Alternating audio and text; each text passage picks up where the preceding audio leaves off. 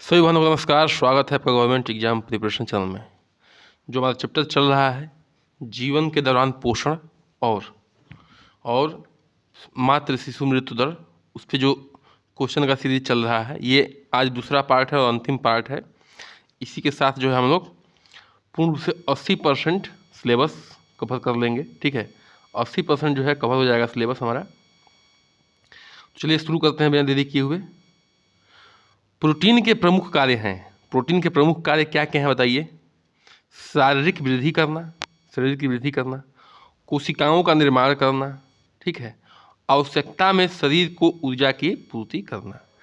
आप समझ चुके थे कि जब भी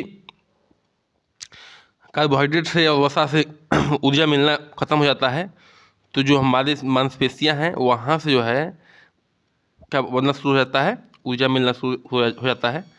तो वही चीज़ यहाँ पे लिखा हुआ है। तो इसका उत्तर हो जाएगा डी, यानी कि उपयुक्त सभी सही है। प्रोटीन जो है शरीर की वृद्धि में भी काम आता है, कोशिकाओं के निर्माण में भी काम आता है और आवश्यकता में शरीर को ऊर्जा भी प्रदान करता है। तो प्रोटीन की शारीरिक वृद्धि, कोशिकाओं के निर्माण, शरीर की ऊर्जा की पूर्ति के साथ अंगों की वृद्धि भी में सहायक है। क्या? वो है प्रोटीन। आगे बढ़ते हैं, क्वेश्चन संख्या 26 पर आते हैं। भारत में 2018 के अनुसार शिशु मृत्यु दर कितना है? ठीक है, मतलब 2018 के अनुसार शिशु मृत्यु दर कितना है बताइए? 40 प्रति हज़ार, 82 प्रति हज़ार, 32 प्रति हज़ार या 30 प्रति हज़ार? तो उसका उत्तर हो जाएगा सी, यानी कि 2018 में जो है 32 बच्चे 1,000 में मरते थे। कितने बच्चे? 32 बच्चे जो है 1,000 में मरते थे। ठीक है, 2018 का आंकड़ा है, ध्यान रखिएगा। कभी भी जब शिशु मृत्यु दर निकला जाएगा तो 1000 निकला जाएगा, और जब मातृ मृत्यु दर निकल जाएगा तो 1 लाख निकल जाएगा। कितना निकला जाएगा? 1 लाख में निकला जाएगा माँ के मरने का दर। ठीक है, और बच्चे का मरने, शिशु का मरने का दर जो है 1,000 में निकल जाता है। इस बात को आप लोग ध्यान रखिएगा। वर्ष 2018 के अनुसार भारत में शिशु मृत्यु दर जो है 32 प्रति हज़ार है। शिशु मृत्यु दर जो है प्रत्येक 1,000 पर जीवित जन्मे शिशुओं में से 1 वर्ष की आयु में मरने वाले शिशुओं का अनुपात है। ठीक है, क्या है? जो शिशु मृत्यु दर है प्रत्येक 1000 पर जीवित जन्मे शिशुओं में से 1 वर्ष की आयु तक मरने वाले शिशुओं का अनुपात है। जो भी एक साल में जो भी जन्म लेते हैं 1 साल में, उसमें जो मर जाते हैं उसी का अनुपात होता है शिशु मृत्यु दर। आगे बढ़ते हैं, क्वेश्चन संख्या 27 पे आते हैं। हाल ही में 2022 के राष्ट्रीय परिवार स्वास्थ्य सर्वेक्षण 2005, ठीक है, इसका फुल फॉर्म याद कर लीजिएगा। इसका फुल फॉर्म है नेशनल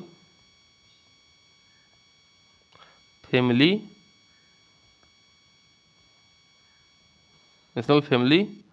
हेल्थ सर्वे। ठीक है, नेशनल फैमिली हेल्थ सर्वे, या हिंदी में कहेंगे राष्ट्रीय परिवार स्वास्थ्य सर्वेक्षण। ठीक है, 2021 के अनुसार मृत्यु दर है। अभी 2021 के अनुसार पूछ रहे हैं, तो देखिए इसमें कितना है? 30 है, 29 है, 28 है, 32 है, दिया हुआ डाटा। तो इसका उत्तर हो जाएगा डी, यानी कि 32 है। तो हाल ही में रिपोर्ट शिशु मृत्यु दर में 2019 की अपेक्षा कोई ज़्यादा परिवर्तन नहीं हुआ है। ठीक है, कोई ज़्यादा परिवर्तन नहीं हुआ है। 2021 में भी शिशु मृत्यु दर जो है प्रति 1000 32 ही है, जबकि 2020 में घटकर जो है 30 तक आ गई थी। ठीक है, 2020 में 30 तक थी, लेकिन 21 वाले में फिर से जो है 32 हो गया है। आगे बढ़ते हैं, क्वेश्चन संख्या 28 पे आते हैं। शिशु मृत्यु दर क्या है बताइए? शिशु मृत्यु दर क्या है? तो प्रति 1000 जीवित जन्मे शिशुओं में से 1 वर्ष की आयु के पूर्व जो है मरने वाले शिशुओं का अनुपात। यही सही है, पीछे भी हम लोग देख चुके हैं कई बार कि जो भी 1000 बच्चे हैं उसमें से जो है 1 वर्ष के अंदर जो है मरने वाले बच्चों की अनुपात जो है वही शिशु मृत्यु दर है। तो देखिए जो शिशु मृत्यु दर है वो क्या है? 1000 जीवित जन्मे शिशुओं में से 1 वर्ष आयु के पूर्व मरने वाले शिशुओं का अनुपात। इस मान लीजिए 1000 बच्चा जन्म लिया, ठीक है, और उसमें से जो है 37 बच्चे मर गए, तो यही जो अनुपात आएगा वही है शिशु मृत्यु दर। ध्यान रखिएगा, जो शिशु मृत्यु दर निकाला जाता है वो 1000 बच्चों में निकाला जाता है, और मातृ मृत्यु दर जो है 1 लाख बच्चों में निकाला जाता है। 1 लाख माताओं में निकाला जाता है। 1 लाख में जितने माताएं मर जाती हैं वो जो है मातृ मृत्यु दर होता है।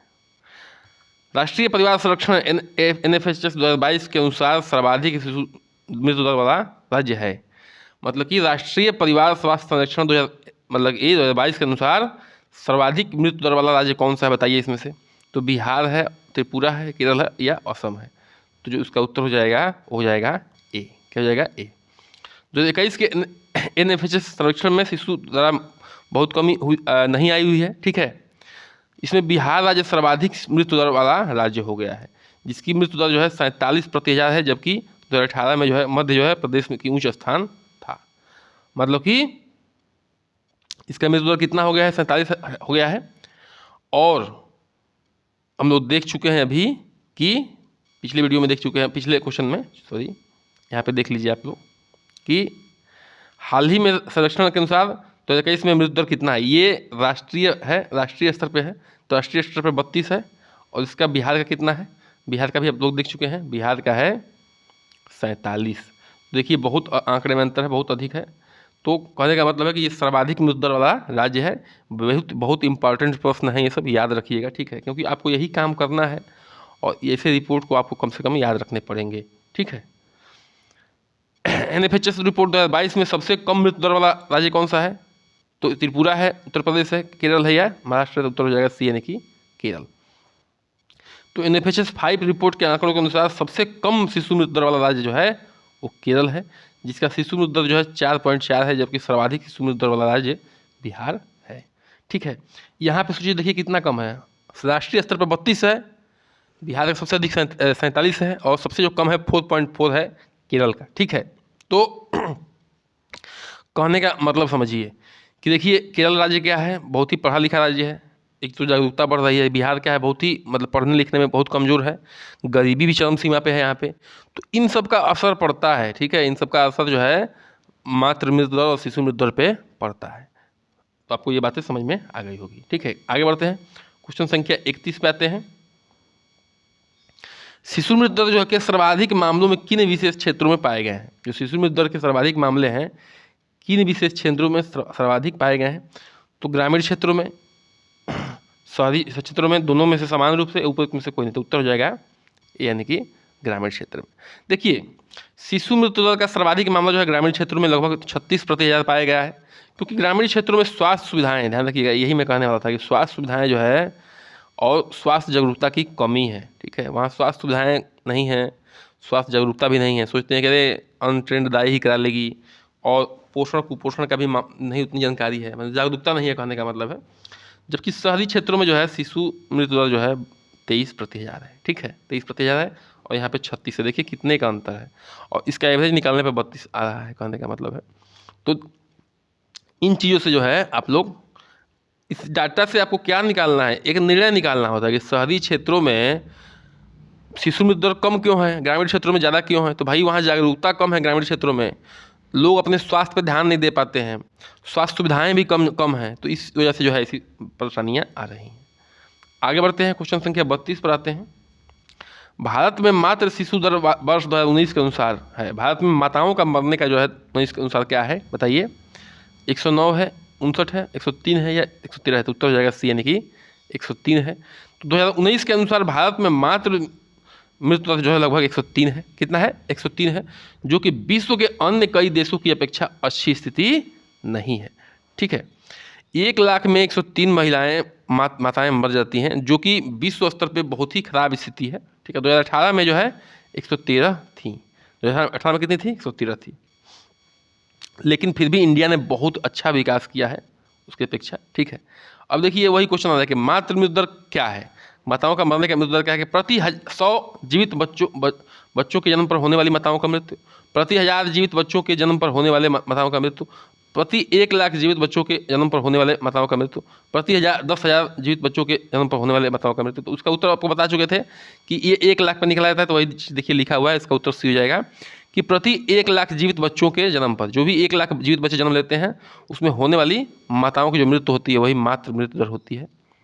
मातृ मृत्यु दर क्या है? मैटरनल मोर्टलिटी रेट पूछ रहे हैं, MMR कहते हैं इसको। प्रति 1 लाख जीवित शिशुओं के जन्म पर होने वाली माताओं का मृत्यु दर को कहते हैं, ठीक है। क्या?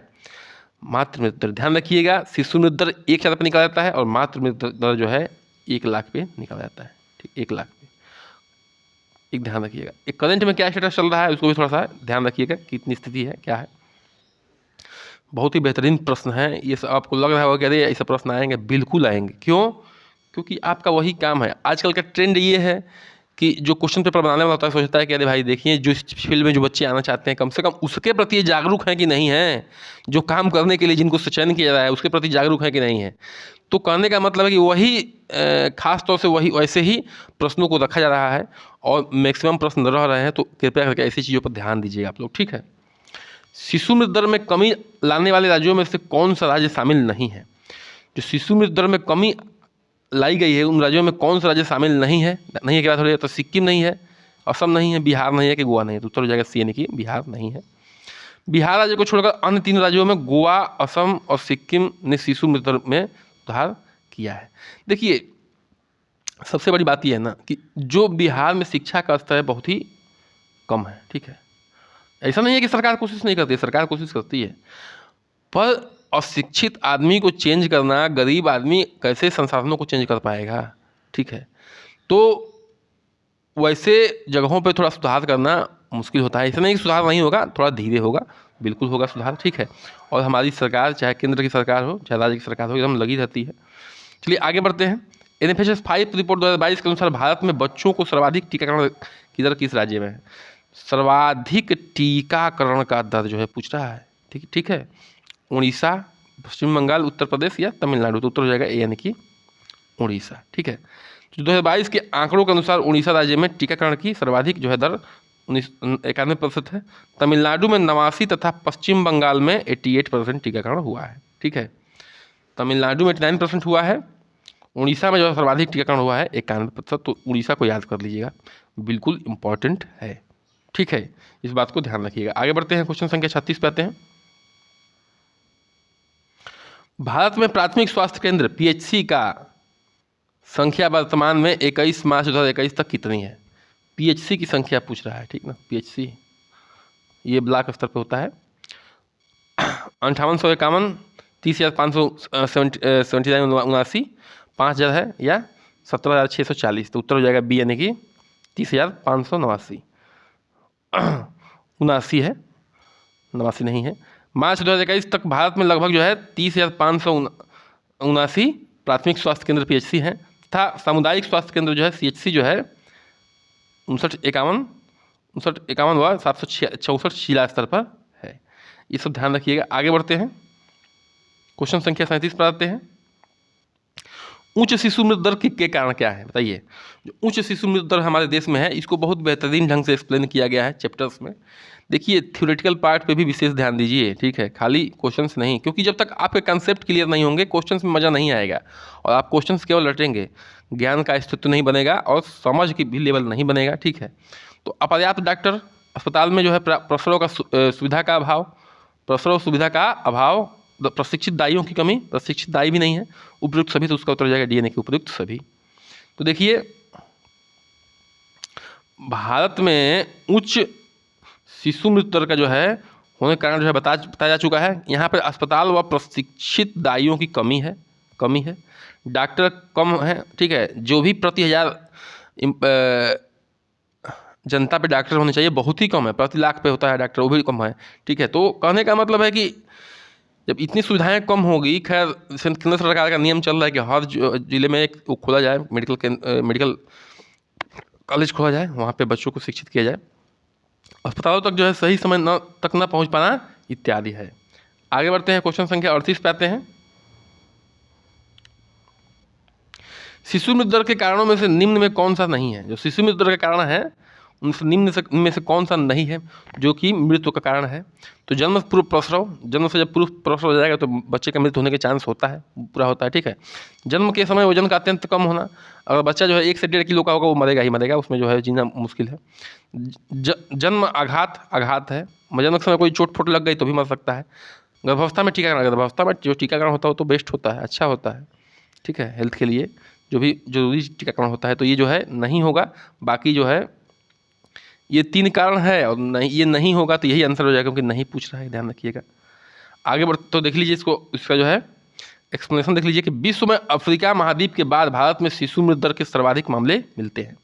अफ्रीका महाद्वीप के बाद जो है भारत में शिशु मृत्यु दर के सर्वाधिक मामले मिलते हैं क्योंकि यहाँ पे अधिकांशतः जन्मे बच्चों में प्रसव और पूर्व जन्म लेना, वजन की कम होना, जन्म के समय जो है आघात इत्यादि के कारण जो है शिशुओं का मृत्यु दर हो जाता है। जबकि गर्भावस्था में टीकाकरण इसे रोकने के उपयोगी हैं। देखिए जो टीकाकरण होता है ना वो बहुत ही ज़रूरी होता है। जब हम लोग टीकाकरण चैप्टर पढ़े थे तो बहुत ही अच्छे से उसको एक्सप्लेन किया गया था कि कितनी ज़रूरी चीज़ है। और इंडिया में जो है जागरूकता नहीं है, गरीबी भी बहुत चरम सीमा पे है, इस बात को मानना पड़ेगा आपको। इसलिए जो है वही बात आ जाती है फिर से कि कुपोषित माँ जो है कभी सुपोषित बच्चे को जन्म नहीं दे सकती है। इस बात को आपको हमेशा याद रखना पड़ेगा। निम्न में से कौन सी योजना जो है शिशु मृत्यु दर को रोकने के संबंधित नहीं है? कौन सी योजना जो है शिशु मृत्यु दर रोकने से संबंधित नहीं है? प्रश्न पे ध्यान देना है। तो SANS पहल रोकती है, ठीक है। राष्ट्रीय पोषण अभियान ये भी रोकती है, राष्ट्रीय बाल स्वास्थ्य कार्यक्रम में भी रोकती है। ये जब PM जनधन योजना ये थोड़ी रोकती है, तो बैंक में खाता खुलवाने के लिए योजना था, ठीक है, ये थोड़ी रोकेगी, ठीक है। तो प्रधानमंत्री जनधन योजना जो केंद्र सरकार के द्वारा वर्ष 2014 में चलाई गई थी, वित्तीय समावेशन से जुड़ी योजना थी। ये जो है धन से मामला संबंधित है, ये धन से संबंधित है, ये बच्चों के मृत्यु दर से रोकने से संबंधित नहीं है। अन्य 3 योजनाएं जो है मात्र स्वास्थ्य संबंधी योजनाएं हैं। आगे बढ़ते हैं, क्वेश्चन संख्या 40 पे आते हैं। बच्चे के जन्म के कितने सप्ताह के अंदर माता की मृत्यु दर को मातृ मृत्यु दर कहा जाता है? बच्चे के जन्म के कितने सप्ताह के अंदर जो है माता अगर मरती है, माँ मरती है, तो उसको मातृ मृत्यु दर कहेंगे। बहुत ही इंपॉर्टेंट प्रश्न है। 1 सप्ताह के अंदर, 2 सप्ताह के अंदर, 6 सप्ताह के अंदर या 4 सप्ताह के अंदर? उत्तर जाएगा सी, यानी कि 6 सप्ताह के अंदर। अगर बच्चा जन्म लेता है जिस दिन से, उस दिन से के बाद अगर 6 सप्ताह के अंदर मर जाएगी माँ, अगर 6 सप्ताह मतलब कि 42 दिन, लगभग 6 सप्ताह 42 मतलब लगभग 1.5 महीने के अंदर मान के चलिए मरती है, तो जो है क्या होता है, उसको मातृ मृत्यु दर कहा जाएगा, वो शामिल हो जाएगा। तो गर्भावस्था में प्रसव के दौरान, जन्म से के पूर्व या जन्म के बाद जो है 6 सप्ताह के भीतर अगर माँ की मृत्यु हो जाती है तो मातृ मृत्यु दर कहेंगे। क्वेश्चन संख्या 41 पे आते हैं। मातृ मृत्यु दर को रोकने में सरकारी प्रयास है। अगर माताओं की मृत्यु दर को रोकने के लिए सरकारी प्रयास क्या क्या है? सारी योजनाओं को या ध्यान में रखिएगा थोड़ा सा। जननी सुरक्षा योजना, जननी शिशु सुरक्षा योजना, सुमन योजना यानी सुरक्षित मातृत्व आश्वासन, उत्तर हो जाएगा डी, यानी कि सभी। देखिए जननी मतलब माँ होता है, जननी मतलब माँ होता है।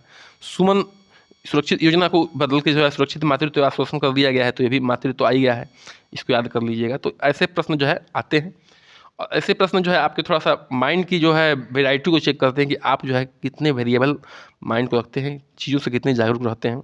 उपयुक्त सभी योजनाएं मातृ मृत्यु दर को कम करने के सहायक हैं। जननी सुरक्षा योजना को केंद्र सरकार द्वारा 2005 में प्रारंभ किया गया था। सुमन योजना को के तहत जो है प्रसव के पूर्व एवं प्रसव के पश्चात गर्भवती स्त्री को पोषण संबंधी खाद्य सामग्री उपलब्ध कराया जाता है, बिल्कुल कराया जाता है, ठीक है। इसमें दाल मिलता है, तेल मिलता है और दलिया भी मिलती है। अब देखिए यहाँ पे आ गए हैं, निम्न में से संबंधित योजनाओं को सम्मिलित कीजिए। PM सुरक्षित मातृत्व योजना ये दिया हुआ है 2005, ये प्रश्न दिया हुआ कि PM मातृत्व वंदना योजना, ठीक है। समय वेस्ट नहीं करते हैं, डायरेक्ट आंसर पे आ जाते हैं। और इस जो है चार्ट को याद कर लीजिएगा आप लोग, इस चार्ट को आप लोग याद कर लीजिएगा कि जो PM सुरक्षित मातृत्व अभियान आया था वो 2016 में आया था। PM मातृत्व वंदना योजना जो 2017 में आया था।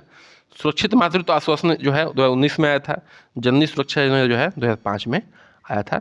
इस चार्ट को आप लोग बिल्कुल याद कर लीजिएगा, ठीक है, बहुत ही इंपॉर्टेंट है जितने भी योजनाएं हैं। आगे आते हैं 43 पे। सर्वाधिक मातृ मृत्यु दर किस राज्य में है? सर्वाधिक माताओं का मरने का दर किस राज्य में है? तो उत्तर प्रदेश में है, असम में है, मध्य प्रदेश में है, बिहार, महाराष्ट्र में। तो उत्तर हो जाएगा बी, यानी कि असम में है। वर्ष 2019 के आंकड़ों के अनुसार देश का सर्वाधिक मातृ मृत्यु दर वाला राज्य जो है असम है, जिसका मातृ मृत्यु दर जो है 205 है, जबकि मध्य प्रदेश में 163 व महाराष्ट्र में 38 है, ठीक है। 205 कितने में है? 1 लाख में। 1 लाख माताएं अगर जन्म देंगी बच्चों को, जीवित बच्चों को, उसमें जो है 205 मर जाती हैं असम में, और 163 मध्य प्रदेश में, और 38 मात्र मरती हैं महाराष्ट्र में। आगे बढ़ते हैं, 44 पे आते हैं। धन्य मानिए उन डॉक्टरों को, उन साइंटिस्टों को जिन्होंने जो है दवाइयों की खोज की। सरकार भी बहुत कोशिश की कि हर जगह जो है डॉक्टरों को रखा जाए और प्रसव केंद्र खोला जाए, तब जाके जो है कमाएं। तो ये आंकड़े बहुत ज़्यादा थे, बहुत ही ज़्यादा थे, ठीक है, आप सोच भी नहीं सकते हैं, ठीक है। कभी कभी तो आधा हुआ करता था। तो भाग्य भर से जो है जन्म होता था बच्चों का। अब तो ऊपर का सुख, मतलब कि वैज्ञानिकों का या जो कभी भी कहिए, जो सरकार का शुक्र कहिए, जो भी कहिए, काम कहिए, वर्क कहिए, हार्ड वर्क कहिए, और इनकी वजह से जो है हम लोग इतनी सुविधाओं का या इतनी सुखी रूप से प्रसव केंद्रों पर जाके अच्छे से बच्चों को जन्म करके आ जा रहे हैं। ठीक है। उत्तर प्रदेश की मातृ मृत्यु दर, उत्तर प्रदेश की मातृ मृत्यु दर वर्ष 2019 के अनुसार कितनी है? जिस राज्य में रह रहे हैं, जिस राज्य का एग्जाम देने जा रहे हैं, उसका भी तो जानना जरूरी है। ठीक है, तो जान लीजिए 160 है, 150 है, 163 है, 167, उत्तर जगह डी। यानी कि वर्ष 2019 के रिपोर्ट के तहत जो उत्तर प्रदेश में मातृ मृत्यु दर जो है 167 प्रति 1 लाख पर है।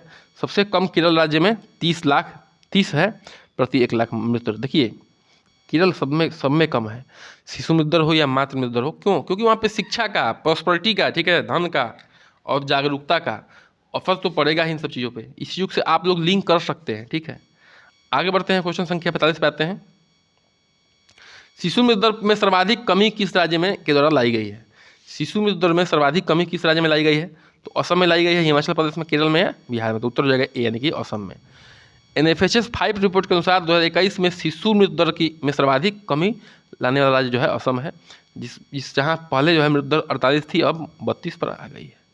मतलब राष्ट्रीय स्तर के लेवल पर आ गया है। यहाँ पे कहने का मतलब ये होता है कि कमी सबसे अधिक कौन किया है? तो असम किया है। ठीक है, सबसे कम है और सबसे कमी है, सबसे अधिक कमी है, दोनों में अंतर है। ठीक है, सबसे कम तो केरल में है, लेकिन कमी सबसे अधिक कौन किया है? तो वो है असम। ये बात ध्यान रखिएगा, कमी करना और कम होना में अंतर है। क्वेश्चन संख्या 46 पे आते हैं। राष्ट्रीय परिवार स्वास्थ्य सर्वेक्षण NFHS 5 के अनुसार वर्तमान में भारत का प्रजनन दर कितना है? बताइए। प्रजनन दर तो पढ़ा चुके हैं, 2.1 है, 2 है, 3 है या 2.3 है? तो उत्तर जाएगा बी, यानी कि 2 है। ठीक है, तो NFHS 5 के रिपोर्ट के अनुसार जो है वर्ष 2021 में भारत का प्रजनन दर जो है मामूली कमी आई है, जो 2.1 से घटकर जो है 2.0 हो गया है। माने 2.1 से घटकर 2 हो गया है। क्वेश्चन संख्या 47 पे आते हैं। देश का सर्वाधिक प्रजनन दर वाला राज्य कौन सा है? देश में सर्वाधिक प्रजनन दर वाला राज्य कौन सा है? सर्वाधिक बच्चों को पैदा करने वाला राज्य कौन सा है? बिहार है, उत्तर प्रदेश है, झारखंड है और या मेघालय है। तो मंत्रालय लिखा गया है, मेघालय है। ठीक है, मेघालय। तो यहाँ उत्तर हो जाएगा यानी कि बिहार। बिहार जो है सर्वाधिक प्रजनन दर वाला राज्य है, जिसकी जो है प्रजनन दर 3.1 है। देखिए दंपति मिलके, एक दंपति मिलके, एक पति पत्नी मिलके और 3 से अधिक बच्चे पैदा करते हैं, 3.1 बच्चे पैदा करते हैं। ये जो ध्यान रखिएगा एवरेज है, 3.1 बच्चे नहीं होते हैं। यूपी का 2.3 है और मेघालय का जो है 2.9 है। तो देखिए जहाँ पे शिक्षा की कमी है वहाँ पे देखिए जनसंख्या भी कितना तेज़ी से बढ़ रहा है। तो इस तरह से आप लिंक करते चलिए। 48 पे आते हैं। सर्वाधिक संस्थागत प्रसव वाला राज्य, जहाँ पे संस्थागत प्रसव मतलब कि जहाँ पे अस्पतालों की व्यवस्था है, वहाँ की बात हो रही है। जहाँ सर्वाधिक सबसे अधिक हैं प्रसव केंद्र, तो पश्चिम बंगाल, केरल, उत्तर प्रदेश, महाराष्ट्र, तमिलनाडु, केरल या आंध्र प्रदेश, तेलंगाना। तो उत्तर हो जाएगा सी, यानी कि तमिलनाडु और केरल। ध्यान रखिएगा केरल का सबसे कम क्यों था? क्योंकि वहाँ पे ये सुविधाएं भी ज़्यादा हैं, सर्वाधिक प्रसव केंद्र वाली सुविधाएं भी ज़्यादा हैं। ठीक है, तो कहने का मतलब है कि इन सब चीज़ों को ज़्यादा होने से, सुविधाओं के ज़्यादा होने से, शिक्षा के ज़्यादा होने से, जागरूकता ज़्यादा होने से, थोड़ा सा धन की भी धनी होने से भी, आर्थिक रूप से मजबूत होने से भी मतलब है ये सब चीज़ों में कमी आई है। बच्चों का प्रसव जो है सरकारी व निजी अस्पतालों में या फिर अन्य किसी स्वास्थ्य सुविधा केंद्र पर कराना संस्थागत प्रसव कहलाता है। किसी सरकारी अस्पताल में कराइए, प्राइवेट में करवाइए या अन्य किसी स्वास्थ्य सुविधा केंद्र पर कराइए, लेकिन किसी स्वास्थ्य सुविधा केंद्र पर ही कराइए। संस्थागत प्रसव के मामले में तमिलनाडु और केरल राज्य जो है शीर्ष स्थान पर है, पढ़ चुके हैं अभी हम लोग, जहाँ पर लगभग 100% प्रसव अस्पतालों एवं स्वास्थ्य केंद्रों पर ही किया जाता है। 100% लगभग किया जाता है प्रसव केंद्रों पर, जबकि भारत में जो है मामले 89% है। भारत का मामला 89% है, मतलब 11% कहाँ जा रहे हैं? 11% में जो है एक तो वो ट्राइबल कम्युनिटी वाले हैं जो जंगलों में रहते हैं, ट्राइबल लोग। ठीक है, और दूसरा कौन है? जो जागरूक नहीं है, अभी भी गांव घर के जो है नीम हकीम अनट्रेंड दवाइयों पे विश्वास करते हैं, उनसे समस्या हो जा रही है। ठीक है, तो कहने का मतलब इन सब बातों पे ध्यान रखिएगा। इसी के साथ आज के जो है सेशन करते हैं समाप्त। कृपया करके करिए चैनल को सब्सक्राइब, लाइक, शेयर, बने रहिए हमारे साथ।